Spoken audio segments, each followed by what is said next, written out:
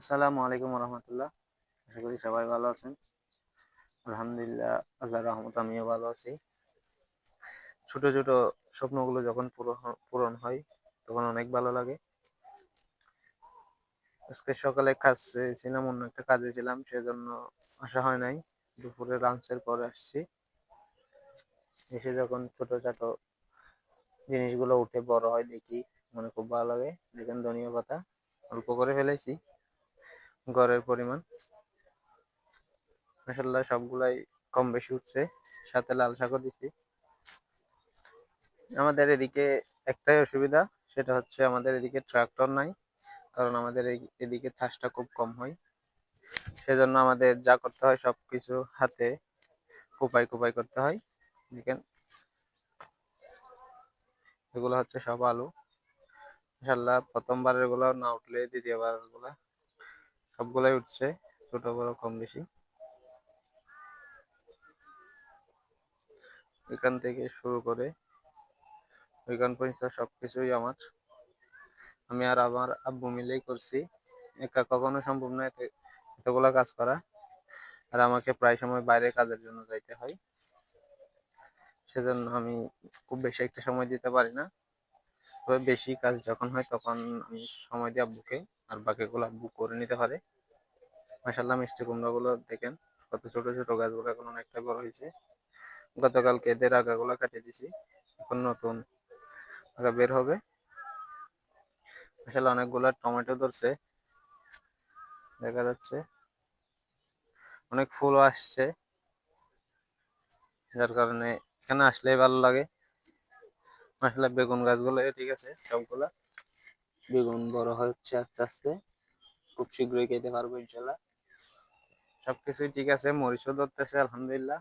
But মরিচে গাছগুলা একটু পোকা এসে গেছে। অনেক রকম ওষুধ ট্রাই করছি, দেখেন পোকাগুলো পাতাগুলো একদম কোঁকড়ায় যাচ্ছে। অনেকগুলো ওষুধ ট্রাই করছি, সাথে ডিটারজেন্টও দিছি। সবাই বলেছিল ডিটারজেন্ট দিলে নাকি পোকাগুলো তাড়াতাড়ি চলে যায়, তাও এখনো কোনো উন্নতি দেখতেছি না। সবার জানা থাকলে আমাকে একটু জানাবেন কি ওষুধ দিলে ভালো হবে এই রোগটা।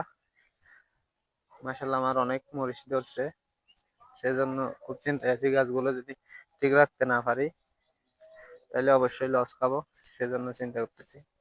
অনেক অনেক ওষুধ দিছি, অনেক কাজ দিছি, তাও কোনো কাজ হয় নাই, সেজন্য চিন্তায় আছি একটু। ফুলকপি গাছগুলো মাশাআল্লাহ অনেকটাই বড় হয়ে গেছে। এখানে একটা মানে খুশির ব্যাপার হচ্ছে আমি বাঁধাকপি গাছ লাগাই নাই, বাট পরে দেখতেছি এখানে 3টা বাঁধাকপির গাছ পড়ে গেছে। দেখ আমার ভালোই লাগতেছে। আমাদের এদিকে প্রচলন আছে, মানে বাঁধাকপি পাতাগুলো যদি এরকম মানে ইয়ে দিয়ে বেঁধে না দিই তাহলে নাকি পাতাগুলো মেলে যায়, বাঁধাকপি হয় না। সেজন্য আব্বু বেঁধে দিছে সবগুলা, বেশি না 3টা। আর বাকিগুলা ফুলকপি আর শালগম। মাশাল্লাহ গাজর গুলা দেখেন মাশাল্লাহ অন্যরকম, মানে অন্যরকম একটা বড় হয়েছে, দেখেন মাশাল্লাহ। আসলে এই মন থেকে যত্ন করলে সবকিছুই ভালো হয়।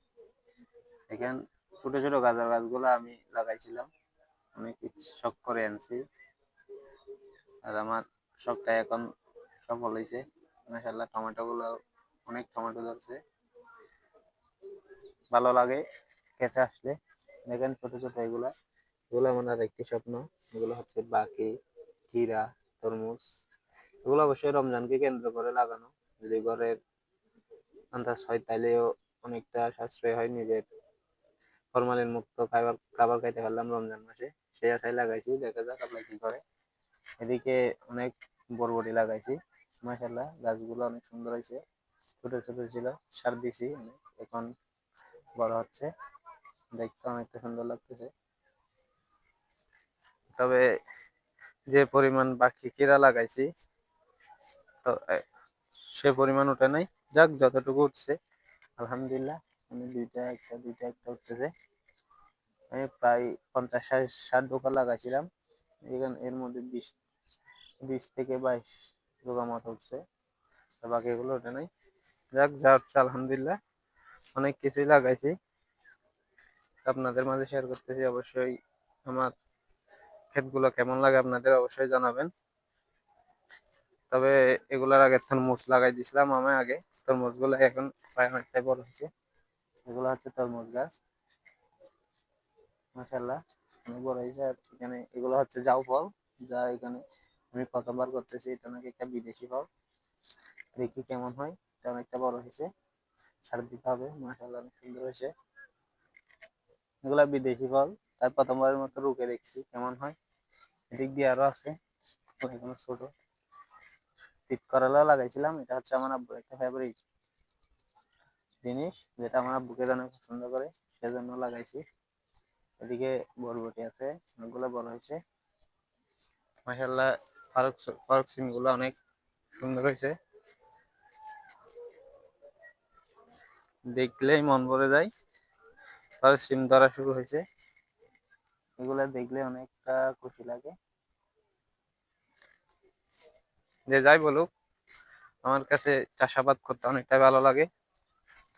এগুলা পদ্মি লাগাইছিলাম, অন্য সাইডে জায়গা ছিল খালি জায়গায়, সেজন্য মিষ্টি কুমড়া লাগাই দিয়েছি 2-3টা। সেগুলো আল্লাহর রহমতে ভালো হয়েছে। এখন মানে প্রথমবার যে আলুগুলো লাগাইছিলাম, সেই আলুগুলা দেখেন কয়েকটা উঠছে। সবগুলা যদি উঠতো তাহলে এতদিন আমার আলুগুলো এরকম হয়ে যেত মাশাআল্লাহ। এখন দেখার পালা কতগুলো আলু পাই। পরবর্তী আলুর জায়গাতে আমি সিম লাগাই দিয়েছিলাম, আলু আরেক জায়গায় লাগাইছি উঁচল জায়গায়, যাতে পানি উঠলে সমস্যা না হয় সেজন্য। সবচাইতে সুন্দর লাগে এই জিনিসগুলো শালগম, কারণ গাছগুলো অনেকটাই মাশাআল্লাহ বড় হয়েছে। অলরেডি শালগম ধরা শুরু হয়েছে, প্রতিটা শালগমে ধরে গেছে, 2-1টা বড় হয়েছে, তার মধ্যে এটা একটা। যেগুলো হচ্ছে ফুলকপি, টমেটো গাছ, অনেকগুলাই মরিচ ধরছে মাশাআল্লাহ। এগুলা দেখলেই মন জুড়াই যায়। ওই খাইতে পারি বা না পারি সেটা বড় কথা না, এরকম মরিচ গাছে যদি মরিচ দেখা দেয় তাহলে আলহামদুলিল্লাহ আর কি লাগে, মনটাই ভরে যায় শান্তিতে। সবাই মাশাআল্লাহ বলবেন। আমার ছোট্ট ক্ষেতটা আপনাদের কেমন লাগে অবশ্যই কমেন্ট করে জানাবেন। আর আপনি চাইলে কোন জেলা থেকে আমার ভিডিওটা দেখতেছেন কমেন্ট করে জানাতে পারেন। সবাই ভালো থাকবেন। আসসালামু আলাইকুম।